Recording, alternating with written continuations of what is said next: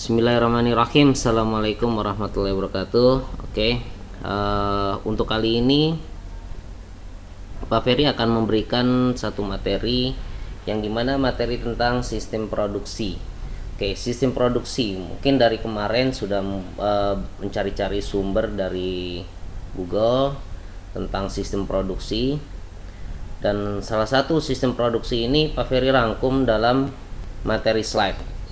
Materi slide ini untuk sistem produksi kita akan bahas yang dimana kebutuhan, mulai dari kebutuhan manajemen produksi.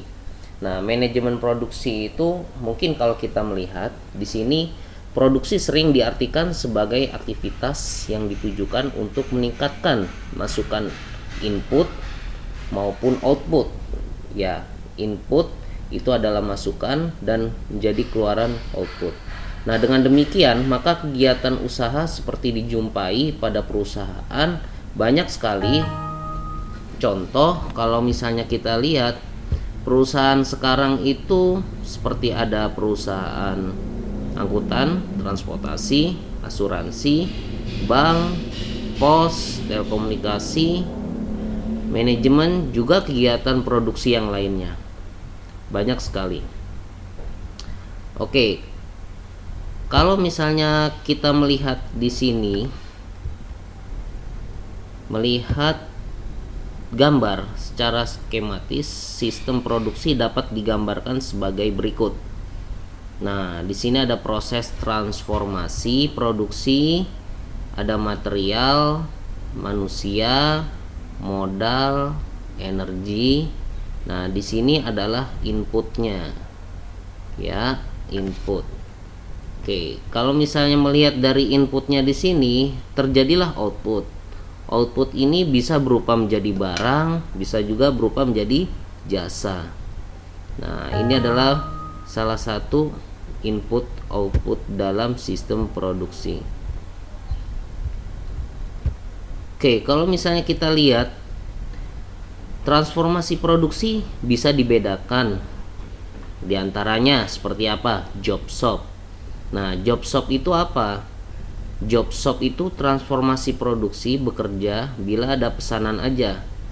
Nah, jumlah yang pesan pun tidak akan banyak, relatif tidak terlalu besar ya.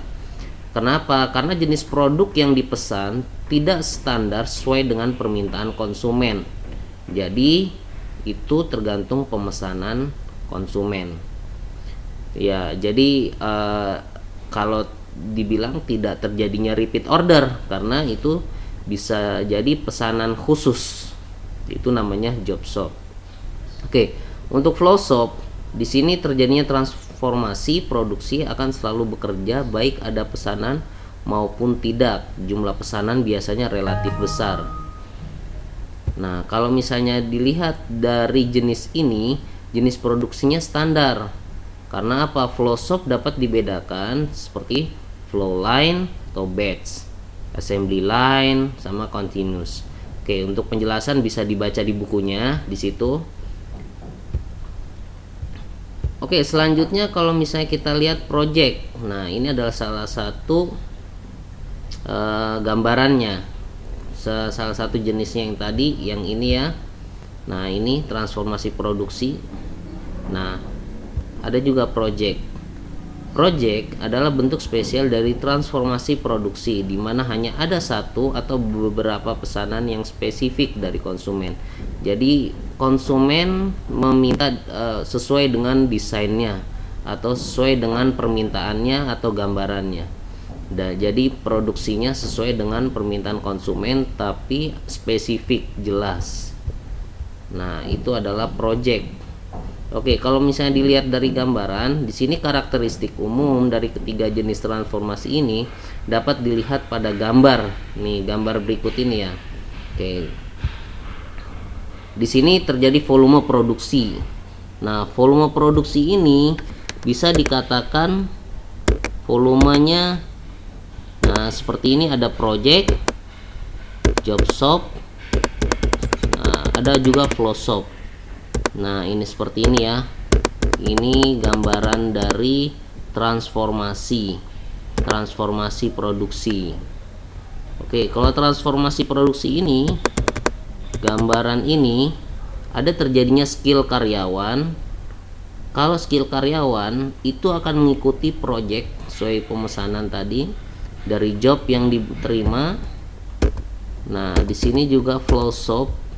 Jadi dia mengikuti skill karyawan itu, mengikuti project dan juga mengikuti flow shop.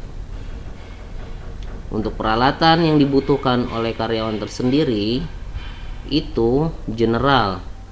Jadi kalau job shop, project itu mengikuti. Nah, kalau flow shop dia spesial, peralatannya khusus. Ya. Peralatannya khusus untuk layout, prosesnya juga untuk itu fiksi dan proses sesuai dengan pesanan atau produk yang diminta. Nah, terus kemudian kalau misalnya kita lihat di sini lagi, dalam melakukan kegiatan produksi ada berbagai faktor yang harus dikelola yang sering disebut faktor-faktor produksi.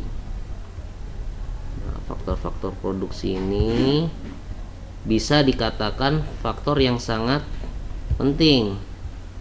Karena apa?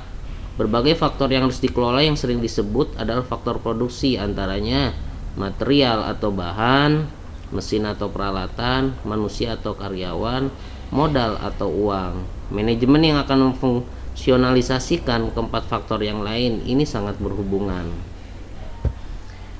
Oke, di sini kita lihat untuk slide selanjutnya.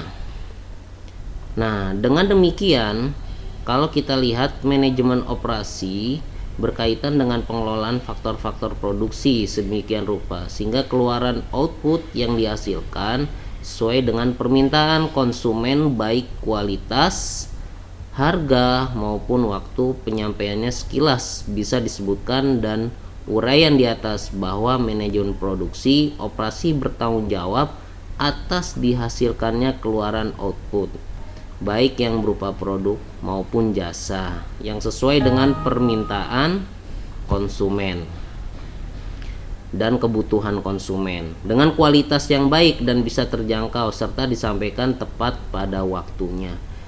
Itu adalah manajemen produksi atau operasi di dalam sistem produksi. Oke, selanjutnya siklus produksi. Dalam pengelolaan rutin, sistem produksi dapat diidentifikasikan adanya siklus fabrikasi dan siklus penjadwalan. Nah, sebagai berikut, kita lihat siklus fabrikasi itu apa? Nah, menurut Grover, siklus fabrikasi itu adalah suatu sistem produksi. Jadi bisa digambarkan di dalam diagram seperti ini. Oke, siklus fabrikasi di sini adanya konsumen dan juga pemasok. Dan di sini konsumen, pemasaran dan penjualan, perencanaan produk, perencanaan proses. Di sini terjadinya perencanaan dan pengendalian produksi, pengendalian persediaan. Dan di sini metode kerja, waktu standar dan perbaikan produktivitas. Nah, perencanaan dan pengendalian produksi terjadilah proses pembuatan.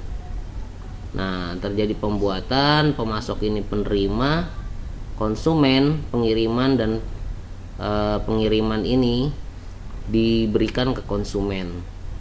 Pengendalian kualitas dan juga pengendalian produksi, pengendalian proses sama pengendalian peralatan ini berkaitan di proses pembuatan. Oke, dalam materi kali ini mungkin cukup itu dulu sampai siklus fabrikasi. Mungkin kita akan lanjutkan di materi selanjutnya. Terima kasih. Jika ada pertanyaan, boleh bertanya langsung lewat WA. Assalamualaikum warahmatullahi wabarakatuh.